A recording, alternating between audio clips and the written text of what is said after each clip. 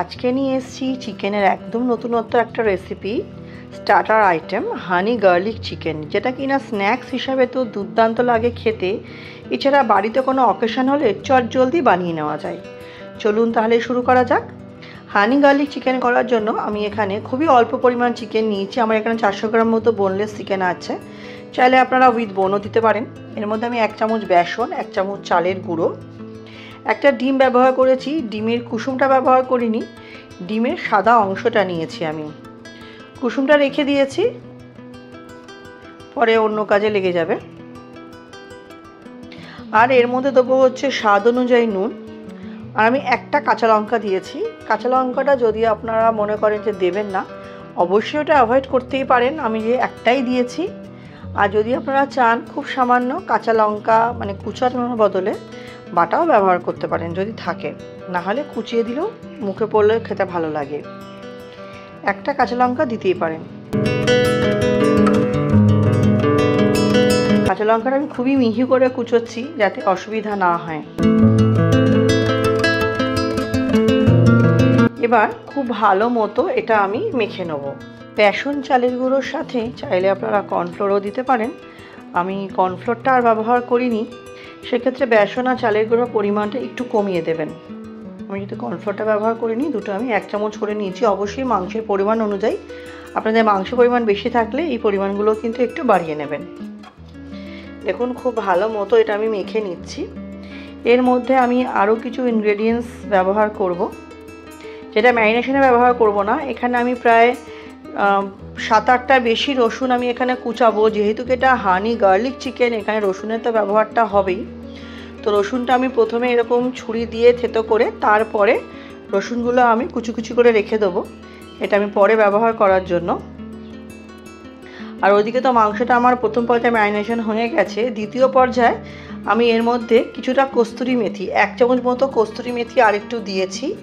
দিয়ে এটা আবার কিছুক্ষণ মেখে এটা আমি আরও 5-10 মিনিট রাখবো। এটা আমি প্রথম পর্যায়ে কস্তুরি মেথিটা দিইনি, তাই দ্বিতীয় পর্যায়ে কস্তুরি মেথিটা দিলাম। আপনারা চাইলে প্রথমে একসাথে দিয়ে মেখে নিতে পারেন। 5 থেকে 10 মিনিট রেখে এবার আমি কড়াইতে তেল দিয়ে তেলের মধ্যে ভালো মতো চিকেনগুলো লাল লাল করে এপিট ওপিট করে আমি ভেজে নেব। চিকেনগুলো সময় নিয়ে লাল লাল করে এপিট ওপিট করে ভেজে নিতে হবে। নতুন বন্ধু যারা আমার চ্যানেলে আজকে নতুন ভিডিওটি নতুন দেখছেন, আমার রেসিপিগুলো যদি সামান্য হলেও ভালো লেগে থাকে চ্যানেলটি সাবস্ক্রাইব করে পাশে থাকা অনুরোধ রইল। পাশে থাকা বেল আইকনটি প্রেস করে অল নোটিফিকেশানটা অন করে নেবেন, যাতে আমি চ্যানেলে যখনই নতুন নতুন রেসিপি আপডেট করব সবার আগে আপনাদের কাছেই নোটিফিকেশান পৌঁছে যাবে। এবং একটাই অনুরোধ করব, রেসিপিটি দেখা যখন শুরু করবে অবশ্যই একটি লাইক দিয়ে দেখা শুরু করবেন এবং স্কিপ না করে পুরো দেখার চেষ্টা করবেন। স্কিপ করলে কিন্তু পুরো পদ্ধতিটাই মিস হয়ে যাবে। আর ভালো লাগলে ফ্রেন্ডস ফ্যামিলির সাথে শেয়ার করবেন, সুন্দর সুন্দর কমেন্ট করে পাশে থাকবেন। আপনাদের একটা কমেন্ট বা একটা লাইক আমাদের অনেক বেশি উৎসাহিত করে সামনে এগিয়ে যাওয়ার জন্য। দেখুন আমার চিকেন পকোড়াটা মোটামুটি ভাজা হয়ে গেছে। এবার আমি এখানে একটা ভুল করে ফেলি, যেটা অবশ্যই আপনারা করবেন না, তাই আমি বলে দিচ্ছি। পকোড়াটা ভাজা হয়ে যাওয়ার পর না, এই তেল একটু বেশি হয়ে গেছে। এই তেল কিন্তু আপনারা প্রায় 3-4 হাতা তেল নামিয়ে নেবেন। কড়াইতে 2 হাতা মানে 2 চামচ মতো তেল রেখে বাকিটা নামিয়ে নেবেন, যেটা আমি পরের দিকে নামিয়েছি। রসুনটা দিয়ে রসুনটা ভাজা ভাজা হয়ে যাবে বেশ লালচে লালচে। এদিকে একটা সস রেডি করব।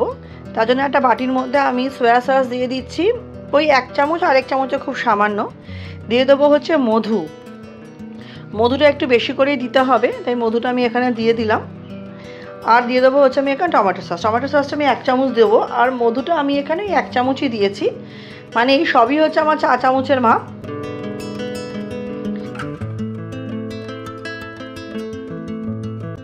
দিয়ে খুব ভালো মতো সসটা আমি মিশিয়ে দেবো। আর ওদিকে রসুনটা ভাজা হয়ে এসছে, আমি সসটা এর মধ্যে দিয়ে দেবো। দিয়ে সসের সাথে রসুনটা খুব ভালো মতো আমি এবার কিন্তু কষিয়ে নেবো। আমি আবারও বলছি, তেলটা আপনারা রসুন ফোড়ন দেওয়ার আগে কিন্তু নামিয়ে দেবেন। আমার এই একটা ছোট্ট ভুল হয়ে গেছে, আমি এটা পরের দিকে তেলটা কমিয়েছিলাম। যদিও অসুবিধা নেই, সে তেলটা আপনারা পরে অন্য কোনো রান্নায় ইজিলি ব্যবহার করে নিতে পারবেন। সসটা দেওয়ার পর কিছুক্ষণ নাড়িয়ে চাড়িয়ে নিয়ে আমি কিন্তু পকোড়াগুলো দিয়ে খুব ভালো মতো টস করে নেব।